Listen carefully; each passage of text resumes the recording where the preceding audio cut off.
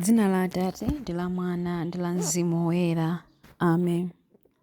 Ambuye tsekulani milomo yanga, ndipo ndidzatamanda dzina lanu. Ulemu ukhale kwa Atate ndi kwa Mwana ndi kwa Mzimu Woyera, monga panali poyamba, tsopano ndi masiku onse, ndi pa nthawi zosatha. Amen. Matamando kwa woyera koposa kumwamba, ndipo pansi pano pakhale matamando. Mawu ake onse wodabwitsa kwambiri, njira zake zonse ndi zokhulupirika. Luntha la chikondi la Mulungu wathu, pamene zonse zinali mu tchimo ndi manyazi, Adamu wachiwiri anadzamenya nkhondo ndipo ku chipulumutso adabwera. Chikondi cha nzeru zoposaposa, thupi lija ndi magazi, mmene Adamu adalephera. Akuyenera kulimbana mwatsopano ndi adani awo, akuyenera kulimbana ndi kupambana. Ndipo mphatso yapamwamba yoposa chaulere, ngati thupi ndi magazi ziyeretsedwa, kupezeka kwa Mulungu ndiponso Iye mwini wake, ndikufunika kwa umulungu wonse. Chikondi chokoma mtima chimene Iye amene anagonjetsa. Mwa munthu kwa munthu mdani, kuzunzika mwa munthu kochulukitsa kawiri, chifukwa cha munthu ayenera kudutsamo. Ndipo m'munda mwachinsinsi ndiponso mmwamba pa mtanda, ayenera kuphunzitsa ake ndi kuwalimbikitsa, povutika komanso pomwalira. Matamando kwa woyera koposa kumwamba, ndipo pansi pano pakhale matamando. Mawu ake onse wodabwitsa kwambiri, njira zake zonse ndi zokhulupirika. Ulemu ukhale kwa Atate ndi kwa Mwana ndi kwa Mzimu Woyera, monga panali poyamba, tsopano ndi masiku onse, ndi pa nthawi zosatha. Amen. Chilimbi 1. Munthu amene ntchito zake nzolungama ndipo mtima wake ngoyera, adzakwera phiri la Ambuye. Dziko lapansi ndi zonse za m'menemo ndi zachauta, dziko lonse lapansi pamodzi ndi anthu onse okhalamo ndi ake. Pakuti Iye ndi amene adayika dziko lapansi pa nyanja yayikulu, adalikhazika pa mitsinje yozama. Ndani angayenere kukwera phiri lachauta? Ndani angayime m'malo ake oyera? Ndi amene amachita zabwino ndi manja ake, ndipo amaganiza zabwino mtima mwake. Ndi amene salingalira zonama, ndipo salumbira monyenga. Adzalandira madalitso kwa chauta, ndipo Mulungu mpulumutsi wake adzagamula kuti alibe mlandu. Anthu otere ndiwo amene amafunitsitsa chauta, ndiwo amene amabwera kudzapembedza Mulungu wa Yakobo. Kankhani zipata za mzinda, tsekulani zitseko zakalekalezo, kuti mfumu ya ulemerero ilowe. Kodi mfumu ya ulemereroyo ndani? Ndi chauta wanyonga ndi wamphamvu. Chauta ndiye ngwazi pa nkhondo. Kankhani zipata za mzinda, tsekulani zitseko zakalekalezo, kuti mfumu ya ulemerero ilowe. Kodi mfumu ya ulemereroyo ndani? Ndi chauta wamphamvu zonse, iyeyo ndiye mfumu ya ulemerero. Ulemu ukhale kwa Atate ndi kwa Mwana ndi kwa Mzimu Woyera, monga panali poyamba, tsopano ndi masiku onse, ndi pa nthawi zosatha. Amen.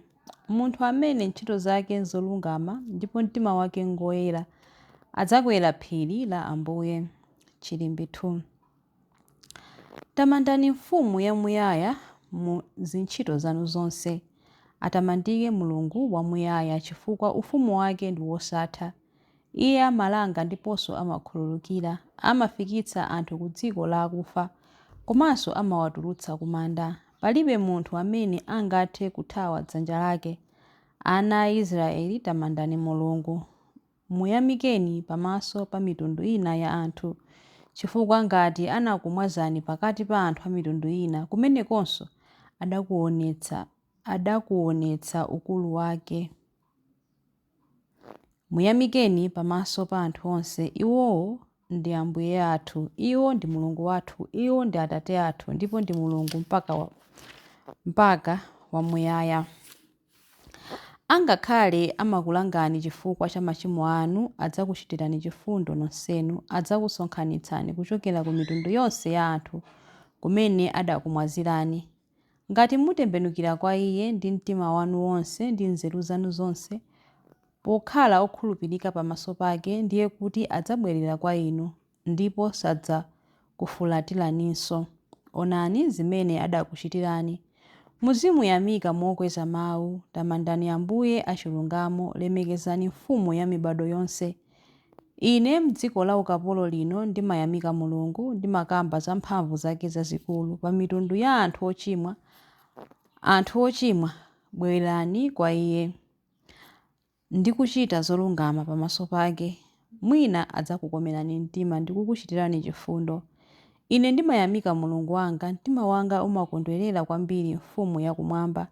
Anthu onse azilalika ulemerero wake ndi kumuyimbira nyimbo zomutamanda mu Yerusalemu.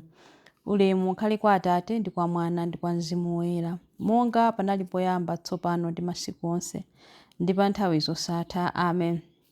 Tamandani Mfumu yamuyaya mu zintchito zanu zonse. Chilimbi 3. Anthu a mtima woyera ayenera kutamanda Ambuye. Kondwerani mwachauta inu anthu ake, zoonadi ochita zolungama azitamanda. Tamandani chauta ndi pangwe, muyimbireni nyimbo ndi zeze wa nsambo 10. Muyimbireni nyimbo yatsopano, kodolani nsambozo mwaluso ndi kufuwula mosangalala. Mawu a chauta ndi olungama, zochita zake zonse amazichita mokhulupirika. Iye amachita zolungama ndi kuweruza mosakondera. Amaonetsa chikondi chosasinthika pa dziko lonse lapansi.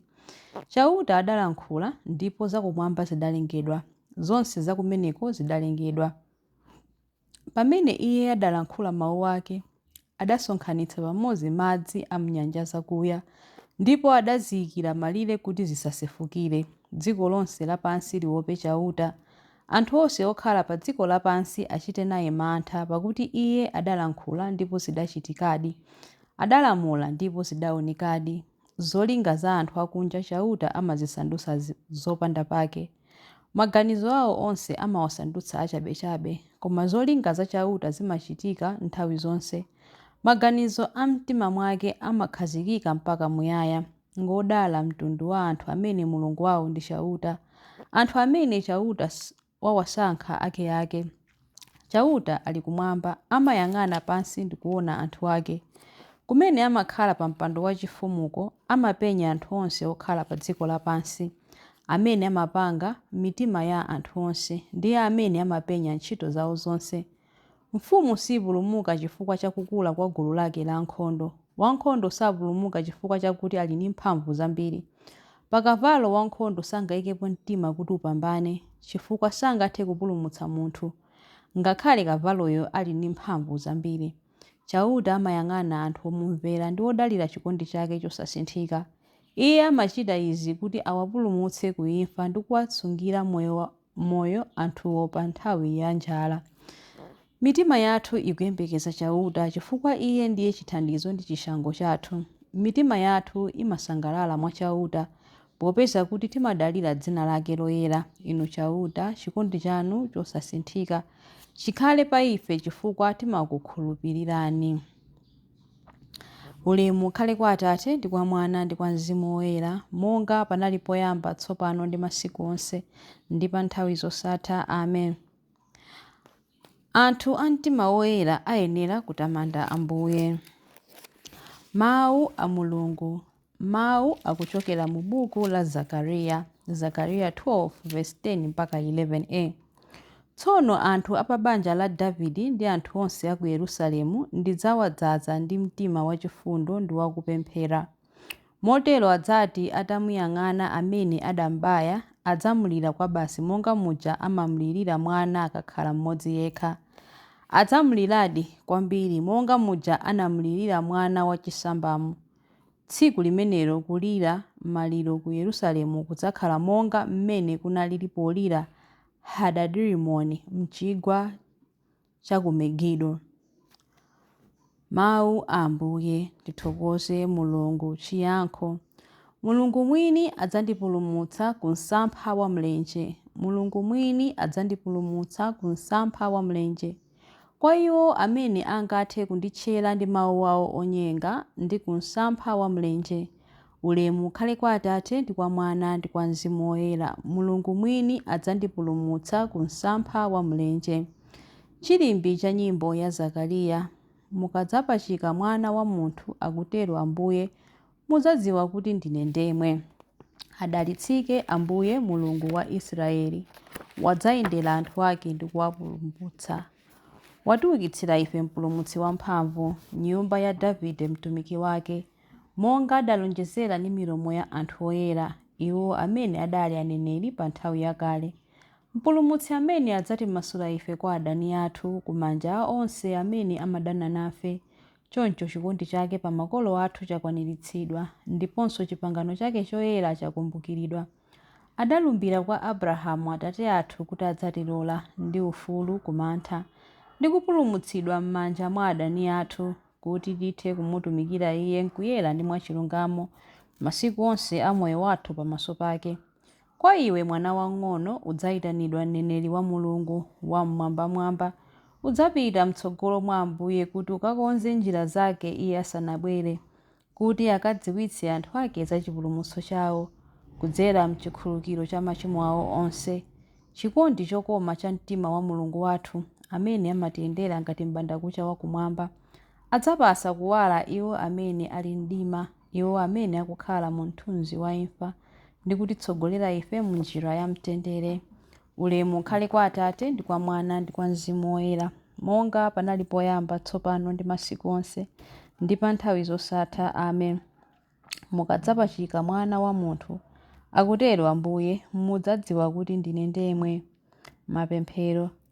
Matamando kwa Khristu amene wadzipereka yekha kwa ife monga mkate wochokera kumwamba. Tiyeni tipemphere kwa iye ponena kuti: Yesu, mumadyetsa ndi kuchiritsa mizimu yathu, bwerani mudzatilimbitse ife.